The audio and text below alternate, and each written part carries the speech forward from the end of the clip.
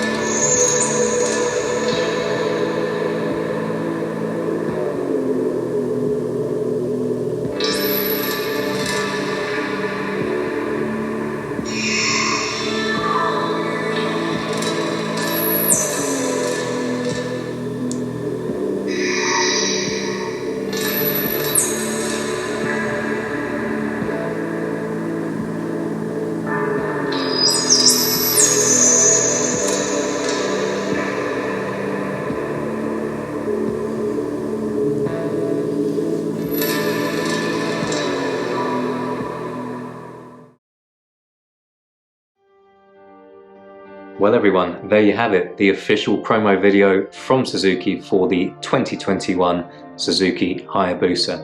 I personally think this looks a very impressive bike, and I think that they've done just about enough to bring it up to date while still maintaining some of the design philosophy of yesteryear that has made it such a special bike for so many people.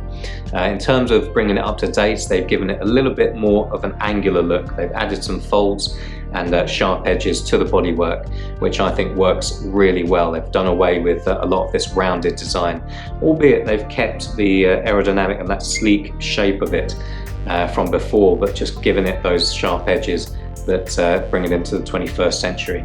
In terms of the silhouette, I think the silhouette is very similar to previous bikes.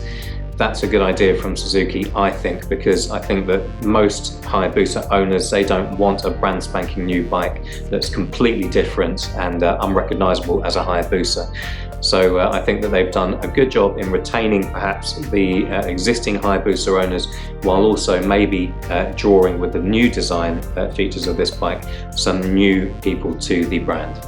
Okay, so what do we know about the engine? Well, this is the third generation of the Suzuki Hayabusa. The first generation debuted all the way back in 1999, which was 22 years ago. That debuted with a 1,299cc engine. The second generation increased that to 1,340cc, and this generation is still at 1,340cc. From that 1.34 litre engine, they only managed to develop 187 horsepower, which for me is an underwhelming figure, considering that most superbikes and hyperbikes that are out there at the moment are generating well in excess of 200 horsepower. My Suzuki, my Ninja H2 for example, sitting behind me, pumps out 240 brake horsepower with ram air. The impressive figure though is in the torque numbers, so 150 Newton meters of torque compared to the 134 Newton meters of torque from my Ninja H2 behind me, so absolutely tons of pull and grunt. Suzuki said that they dabbled or played with the idea of increasing the number of cylinders, adding supercharger, this sort of thing. Various different ideas to get more out of the engine, but they stuck with the original concept, which for me, maybe they missed a little bit of a trick in terms of that top end horsepower figure, but certainly the torque will impress when trying to pull away from the line. So the Hayabusa is 86 inches in length, it is 45 inches in height, it's got a long wheelbase, It also weighs in at a very hefty 264 kilograms. It'll be interesting to see the real-world performance of this bike. High weight plus high power can equal danger, so in order to rebalance the equation, Suzuki have introduced some of the best brakes in the industry. Brembo's Stylema 4-piston calipers with twin discs up the front. We've also got a single piston caliper at the rear. Suspension is upgraded at the front with a telescopic inverted fork, which is coil sprung and oil damped. At the rear is a link type coil sprung and oil damped setup as well. So they brought the handlebars 12 millimeters closer to the rider, which Suzuki say improves comfort, reduces fatigue on the wrists and improves controllability of the bike. It also says that it provides better feedback through the handlebars as to the grip situation of the front wheel. They also say it improves posture as well, so under braking and during manoeuvring, the rider has more control and a better feel through the chassis. In exactly the same way that most modern bikes have a 6-axis IMU, the Suzuki Hayabusa is no different. Where it is different is the additional computers that it has. A Suzuki Intelligent Ride System is integrated into this bike, an SIRS, which is the acronym. Suzuki says it's a complete collection of electronic systems designed to optimize performance characteristics and match the needs of the moment and make the Hayabusa more controllable, predictable and enjoyable. Riders can opt for settings that best suit riding conditions, road surfaces and their level of confidence and experience.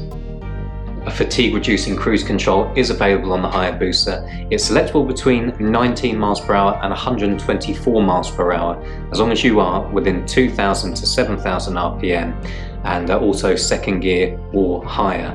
It's controllable via your hands. The switch gear, you've got arrows to control it up or down. Its visual representation is on the TFT display that's nestled in between the two analog displays. And it's also got a quick resume push button as well, in case you've deselected it and wish to resume your cruise control at the preset speed.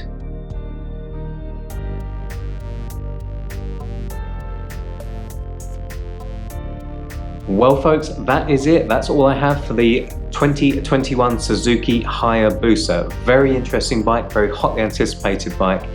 New release coming in March of this year. Interesting to see if all those facts and figures translate well to the road, because as much as you can talk about facts and figures and numbers and torque and horsepower and everything else, there is no substitute for riding the actual bike. So hopefully we get to have a look at that when the summer comes around, or spring comes around, I guess. If you did like that content, please do remember to like and subscribe. We are a brand spanking new channel, only been going 1 month. We've got a few videos up already, check those out. If you click the bell icon, you'll be informed of any future content. New release every single Wednesday, with some other videos spliced into the remainder of the week as well, now and then. Again, thank you for watching, taking your time out of your busy schedule. Look forward to seeing you back on the road, back in the garage here and back on the bike channel very soon. Thanks again, keep safe.